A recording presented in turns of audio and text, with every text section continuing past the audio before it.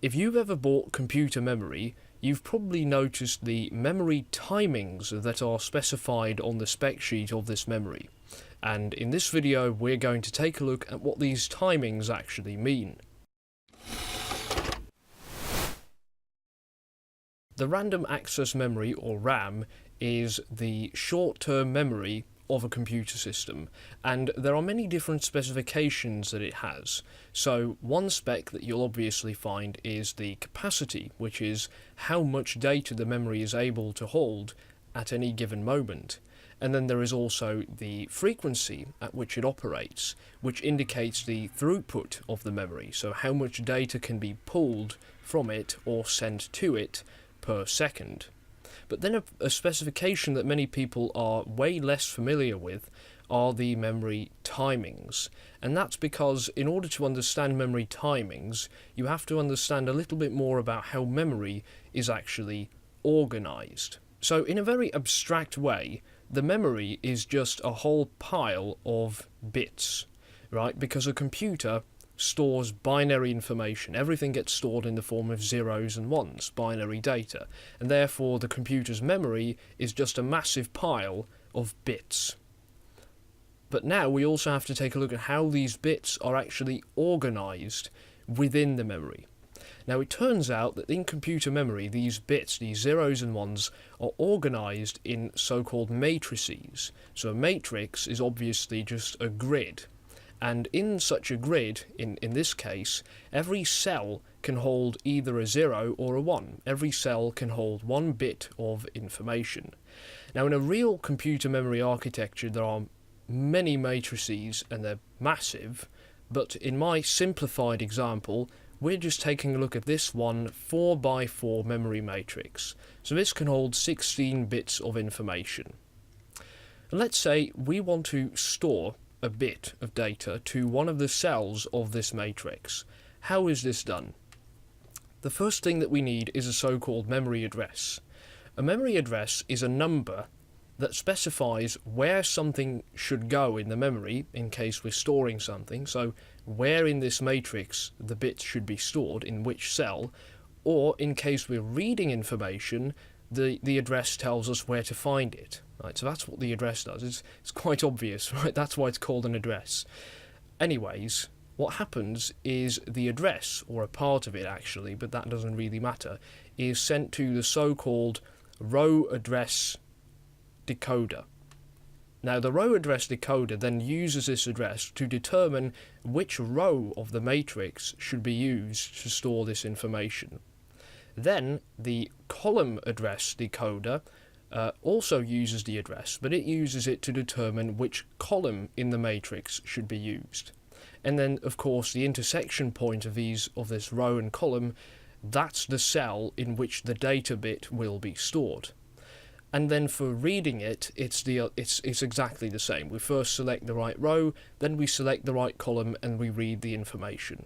So now that we know a bit more about how the memory is organized, we can understand these weird timings that are on the spec sheet.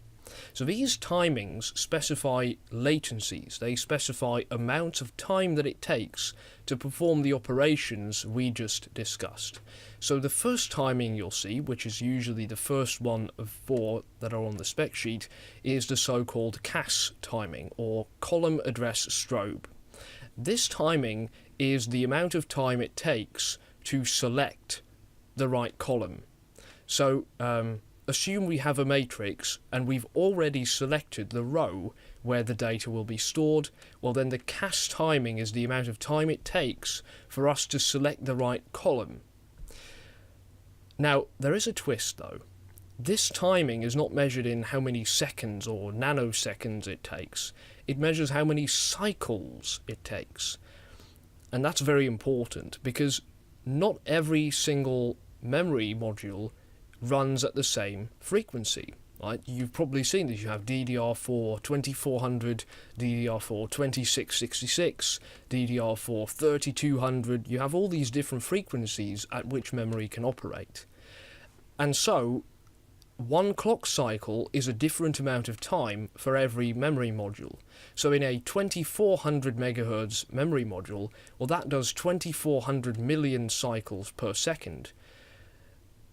A 3200 MHz memory module does 3200 million cycles per second. So a cycle in that case is smaller than a cycle on a 2400 MHz memory module. So since these memory timings are measured in cycles, it also depends on the frequency at which this memory operates, how fast that actually is. The next timing is called TRCD, or the row to column delay timing, and this timing specifies how long it takes to select a certain row in the matrix. So the cast timing refers to how long it takes to select a column, while this timing refers to how long it takes for us to select a row in a matrix where no row has been selected yet. Again, like all the other timings, it's in cycles, not in seconds.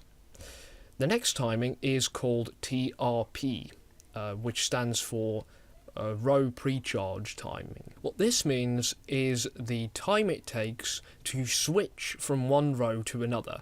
So let's say we have a matrix where a row is already selected, already activated, then the TRP time is the time it takes to deactivate this row and activate another one because the first one was not the right one for some reason. That's what this timing means. Finally, there is also the RAS or RAS timing, which stands for row address strobe. This is the minimum amount of time that a row needs to be active in order to safely read or write the data. Now, we've just seen that in order to read or write data, you first need to select the right row and then select the right column, right? Those are the steps of reading or writing information. That means that the RAS timing is basically a sum of those two. So the RAS timing is equal to the cast timing plus the TRCD timing, or slightly more to keep it safe. So in conclusion, the timings that you see on a memory spec sheet are time delays that specify how long certain operations in the memory take, and they're not measured in seconds or nanoseconds or any normal time unit. Instead, they're measured in the amount of clock cycles, and therefore the frequency at which the memory operates is also very important. So generally speaking, you don't really have to worry about memory timings when you're just buying RAM for your computer as a consumer, because on most RAM, even the cheapest of memory, the timings are just fine, and the frequency of the memory and the capacity are much more important for the performance of the computer. So when you're buying memory, don't worry too much about the timings, because it's probably just fine. But now, the nice thing is that you know exactly what they mean, so that's always a bonus. Anyway, I hope you've enjoyed this video, and of course, thank you for watching.